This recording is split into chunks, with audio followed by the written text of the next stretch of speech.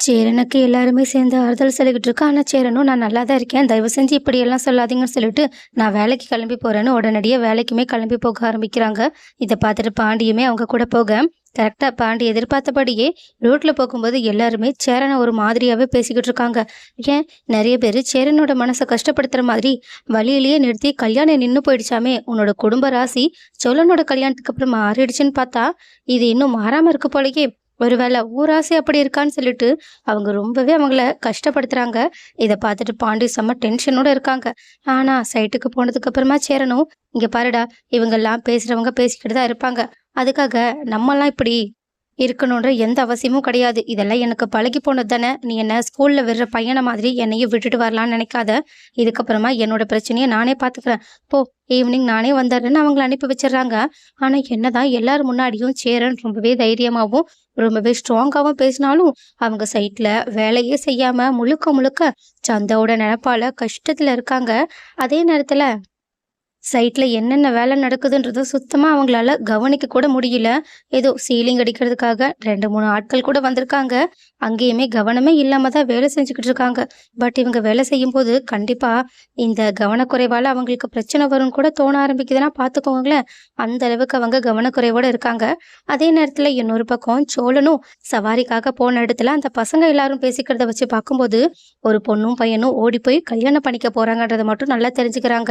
அதுக்கப்புறமா மாலெல்லாம் வாங்குறதுக்காக அந்த பசங்க இறங்கும்போது, அந்த மாப்பிள்ளை கிட்ட என்னென்ன கதை எப்படின்னு டீட்டெயில்டா விசாரிக்க, அவங்களுமே இது மாதிரியே நாங்க லவ் பண்றோம். ஆனா வீட்ல யாரும் சம்மதிக்கல. அதனால ஓடி போய் கல்யாணம் பண்றோம். என்ன விட இவ பெரிய இடம்னு சொல்லிட்டு நிலாவ ஒப்பிட்டு பேசுற மாதிரியே பேசுறாங்க.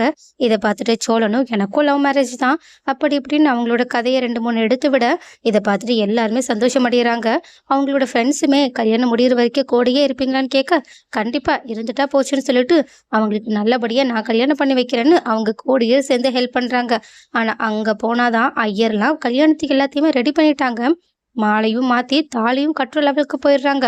ஆனா அங்க தான் செம்ம ட்விஸ்ட். கரெக்ட்டா பொண்ணோட வீட்ல இருந்து அவங்களோட அப்பா வர்றத பார்த்த உடனேயே, அவங்களோட ஃப்ரெண்ட்ஸ் 4 பேரும் மாப்பிள்ளையோட சேர்ந்து எல்லாருமே தெறிச்சு அந்த பொண்ண விட்டுட்டு ஓடிர்றாங்க.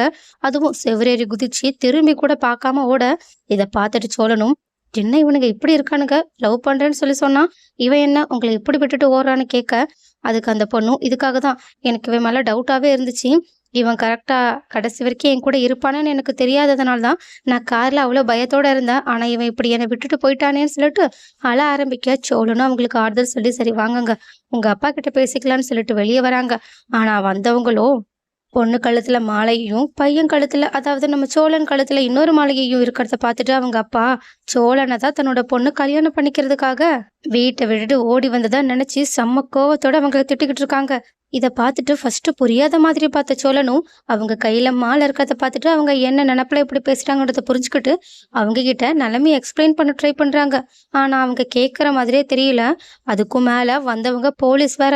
அதனால சொல்லவே தேவையில்ல, சோழன டாடம் கட்டுறதுக்காக அவங்க அவங்களோட போலீஸ் ஸ்டேஷனுக்கே கூட்டிட்டு போறாங்க.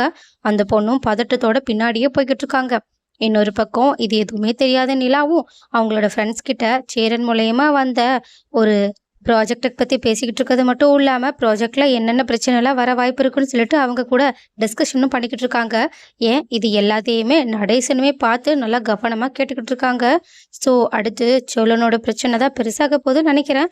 ஆனா அப்படியே இருந்தாலும் கண்டிப்பா அந்த போலீஸ்காரங்க சோழன் மேல தப்பு இல்லைன்றத புரிஞ்சுக்கிட்டாங்கன்னா, சோழனோட நல்ல மனசுக்காகவாவது சேரன் விஷயத்துல ஹெல்ப் பண்ணவும் வாய்ப்பு இருக்கு. ஸோ அடுத்து என்ன நடக்குதுன்றத பொறுத்திருந்து பார்க்கலாம்.